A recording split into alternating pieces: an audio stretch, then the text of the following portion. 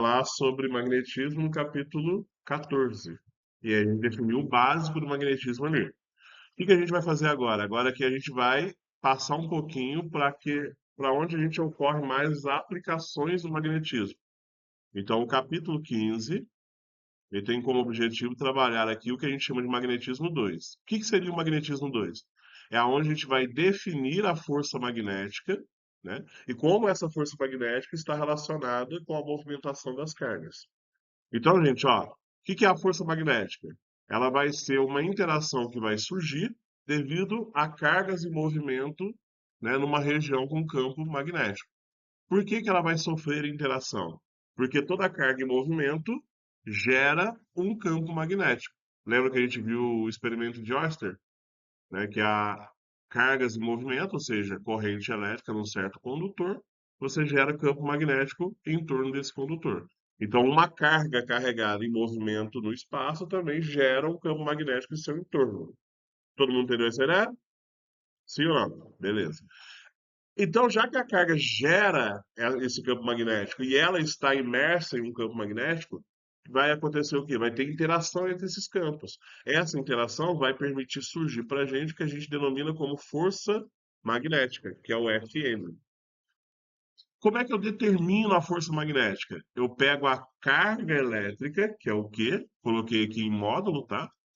Multiplico pelo campo magnético, que é o B, e multiplico pela velocidade dessa carga, que é essa movimentação que ela tem, vezes o seno do ângulo que ela está entrando ali naquele campo magnético, ou seja, a inclinação que ela foi, né, adentrando ao campo. Tudo bem até aí? A gente vai ter que preocupar aqui em questão de Enem, ter que resolver essa equação, achar o valor? Na maioria das vezes não. A gente quer saber o comportamento que vai acontecer. Diferentemente, para determinar o campo magnético, a gente usava a regra da mão direita, correto? Agora, para determinar a força elétrica, a gente vai usar a regra da mão esquerda, tudo bem? O que que a gente vai fazer? A gente vai colocar a mão esquerda naquele formato ali, ó. O dedão e o indicador, formato de arminha. O dedo do meio, né, perpendicular a eles. Estão fazendo esse formato aqui, ó. Show de bola? O que que acontece? Tenta fazer com que eles fiquem perpendiculares, ou seja, formar um ângulo de 90 graus. Então não fica com o dedo assim, né, torto. Tenta fazer ele manter reto. O dedão, ele vai representar para a gente a direção da força magnética. Então, olha lá, ó. O dedão, ele vai estar apontando para a força magnética. É, o indicador vai representar a direção do campo, o sentido do campo, desculpa. E o dedo do meio, ele vai mostrar para a gente a direção da velocidade, o sentido da velocidade da partícula. Show de bola? Então, usando a regra da mão direita, desculpa, da mão esquerda, a gente consegue determinar a força elétrica. Quais são as características que a gente tem que tomar cuidado quando fala de força elétrica? A direção é sempre perpendicular à ação da força, do campo e da velocidade. Por isso que é o dedão que a gente usa. E o sentido vai ser mostrado pela regra da mão esquerda. Então, o sentido é para onde vai apontar. Para onde o dedão aponta, está a força magnética. Ok? Tudo bem até aí? Sim ou não? Show de bola. Tá. Então, a gente vai ver um exemplo disso aqui. Então, ó, dados os casos a seguir, represente vetorialmente a força magnética que atua em uma partícula eletricamente carregada com carga de módulo Q. Então, ó, aí tem um detalhe, gente, ó, quando a carga for positiva, usa-se normalmente,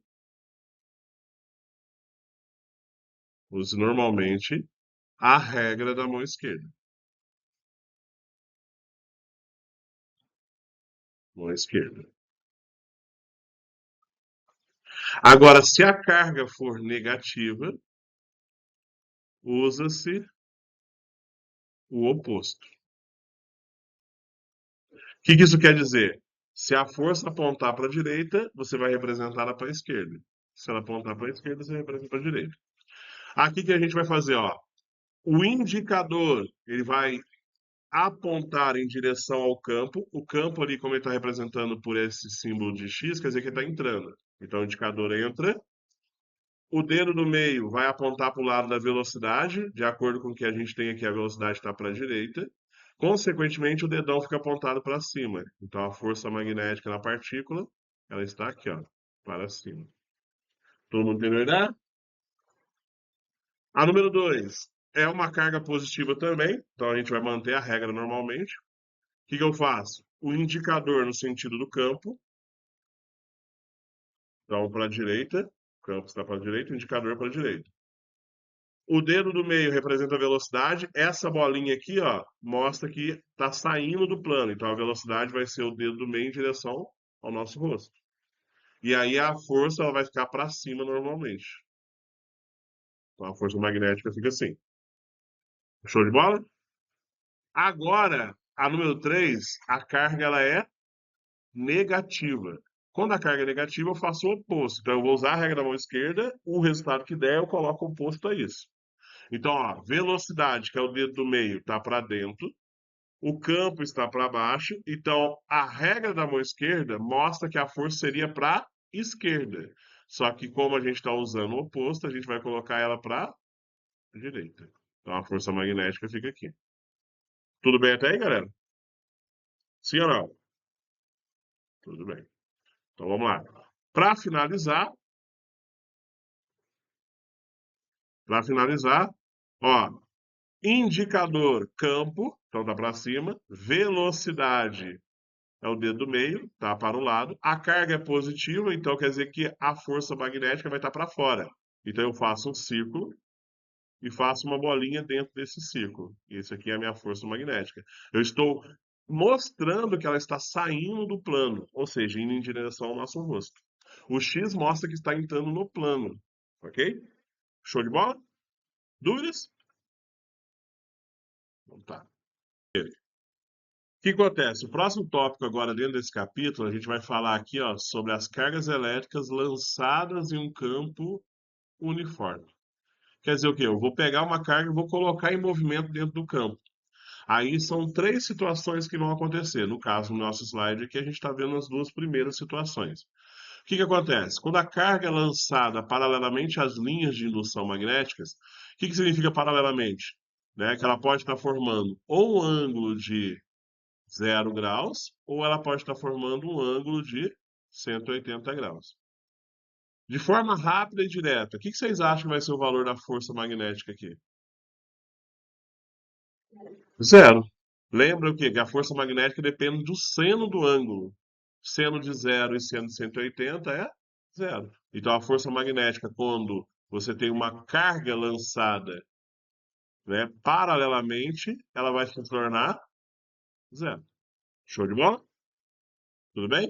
E isso acontece, vamos colocar aqui para vocês lembrarem, que o seno de 0 graus é igual ao seno de 180 graus, que é zero. Então, como esses senos dão zero, lembra que a fórmula depende do seno, então vai zerar. Agora, a outra situação é uma situação bem interessante, que é quando a carga é lançada perpendicularmente às linhas de indução. Então, repara só, a minha carga, até pegar outra cor aqui, ó. A minha carga é esse Mzinho aqui, ó, ela possui uma massa, né, essa bolinha. Quando ela entra perpendicular ao campo, lembra que ela está vindo aqui pela direita, o campo está saindo, né, do plano. Então está perpendicular. Ela vai sofrer a ação da força magnética de maneira que ela vai fazer uma trajetória circular. Beleza? Então ela sofre uma trajetória circular. Então, ó, nesta situação,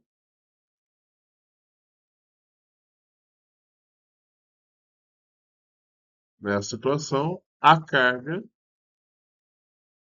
sofre uma trajetória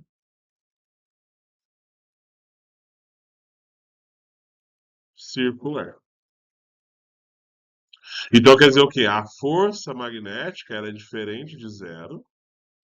E se eu tenho uma trajetória circular, quer dizer que essa força magnética vai ser exatamente a minha força centrípeta dessa carga.